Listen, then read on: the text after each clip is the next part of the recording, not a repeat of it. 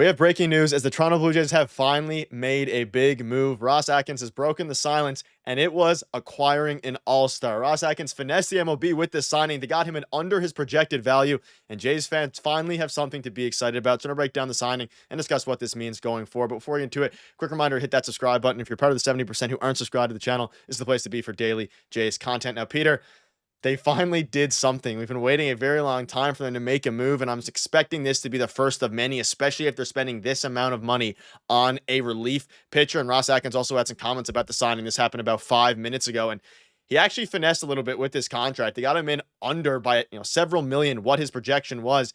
And Peter, it is Jeff Hoffman. So they signed him to a 3-year, $33 million deal with incentives that could push it up to $39 million. Now, Spotrac had him at 3 years, $40 million. But again, with incentives, you can't really go wrong. So he's a chance to earn $6 million on certain incentives that he hits. And Peter, I mean, talking about the bullpen now, they've completely turned it around. They got Nick Sandlin, they got Jimmy Garcia. They now have Jeff Hoffman. And assuming they go out and they get a starter, they're also going to have Yoriel Rodriguez in there. But it's a big move, and quite frankly, a very good one at that. Bullpen looks a lot better than it did just a couple of days ago. And for those of you that don't remember, Jeff Hoffman was actually a Blue Jay, drafted by the Toronto Blue Jays, ninth overall. Never really panned out, got traded to Colorado in that Troy Tulowitzki trade, which ended up working out for the Jays. But we're finally going to see Jeff Hoffman in a Blue Jays jersey after he was such a highly touted prospect when he first came out of college ball. So it'll be nice to see it come full circle here. And I heard some things that he did want to be a starter, that he was looking to get back in the rotation because that's what he was drafted as, and that's what he started his career as. It was a starting pitcher. And you could see over there, like when he first started, he only began closing games and really being in the bullpen more so a couple of years ago. So he's much better in this role, I find. He never really worked out as a starter, and you could see as he transitioned to the bullpen, he was much more solid in that role. More strikeouts, just a more solid pitcher. So I'm glad that Jeff Hoffman is coming back to Toronto here. Had a great season in Philly last year, a couple of great seasons in Philly, and played some important high leverage baseball as well. He was part of a couple of playoff runs for the Phillies, so that can't be understated as well. This was a big need for the Blue Jays that just got filled. The bullpen was a massive weakness, and now they just filled that pretty greatly.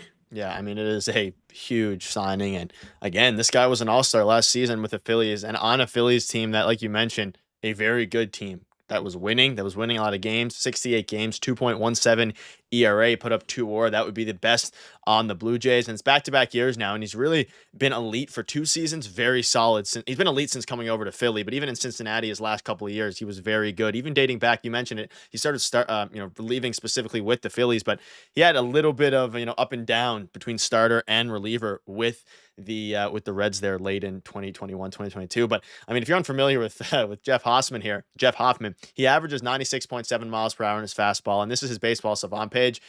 I mean, he's one of the best relievers in the MLB. He's not quite the best, but he is one of the best relievers in the MLB. They didn't re-sign Jordan Romano to that $7 million deal. Clearly, they had a bigger plan. You get Jimmy Garcia for 2 years, $15 million, which also looks like a steal of a deal for the Toronto Blue Jays thus far, considering some relievers. Andrew Kittredge yesterday got 1 year, $10 million. So the 2 years, 15 early in free agency looked like a good deal as well. And a couple hours ago, John Morosi said, and I mean, shout out to John Morosi for this one. He was on it first. He said that the Jays were progressing heavily towards a deal. A couple hours ago, you can see this here. It's pretty easy why teams want Jeff Hoffman to start games for them. Now, he's obviously going to be a reliever with the Jays. He can touch 100.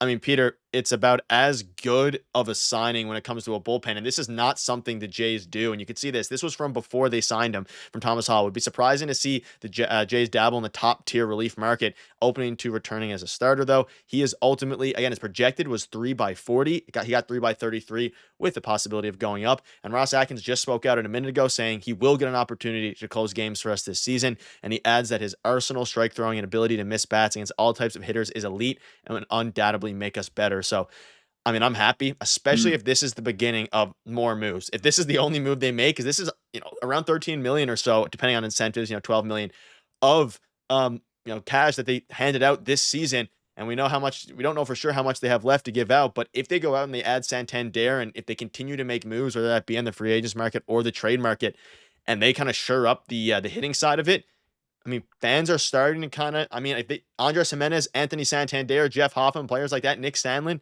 it's quietly a good offseason so far for the Blue Jays, but this is a huge swing and not something that this front office has done in the past, going for high-level relievers on multi-year deals at that. Yeah, which is why we haven't really Yeah. spoken about it. And all of the moves that the Blue Jays have made this offseason, no one really saw coming. Like we've heard the Soto stuff, and we heard the Santander and the Bregman and all of that. But nobody saw them trading for Andres Jimenez. Nobody saw that. Well, I guess we could have seen them bring back Jimmy Garcia, but it wasn't really on our bingo card. So everything that has happened here for the Blue Jays in the offseason has been sort of off the board. And that's the way it has been for quite some time now. Nothing is ever predictable with this front office, but that being said, this is a good move, and this is a move that makes them a much better team than they were before the move actually happened. So, $33 million over 3 years, that's pretty good. I mean, he's 32 years old. He's really starting to come into his own as a relief pitcher here. So maybe I'm sure he's got a lot more years left in him because he's just getting acclimated to that role that he's in now. And I wouldn't rule out the possibility of him maybe starting a few games here and there. I know Ross Atkins came out and said that he's going to want him to close games, and that's the kind of opportunities that he believes Jeff Hoffman is going to get, but they're still without a fifth starter, at least in my opinion, right now. So Jeff Hoffman has experience in that role. I think he's best suited as the closer or a setup man in high leverage bullpen situations, but it's definitely a nice wrinkle that is added to this Blue Jays lineup. So this is a great move, and it can't be the last move if they want to improve significantly going into next year.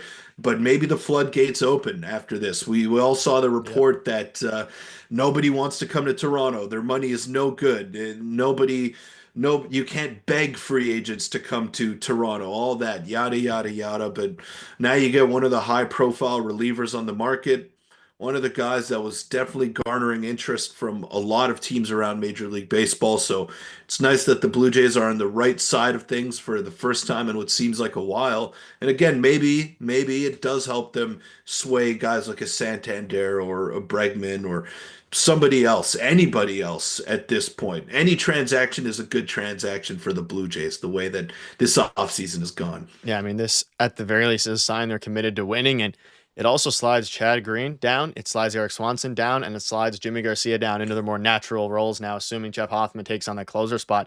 The bullpen's looking deep, and the Jays can make a couple more moves. All they have to do is make a couple more to shore up that offense, and this team is actually looking pretty good. But let us know down below your thoughts are on this move. Finally, we actually have a transaction, and they got one of, if not the top relief pitcher on the market. So let us know down below what your thoughts are. See you later.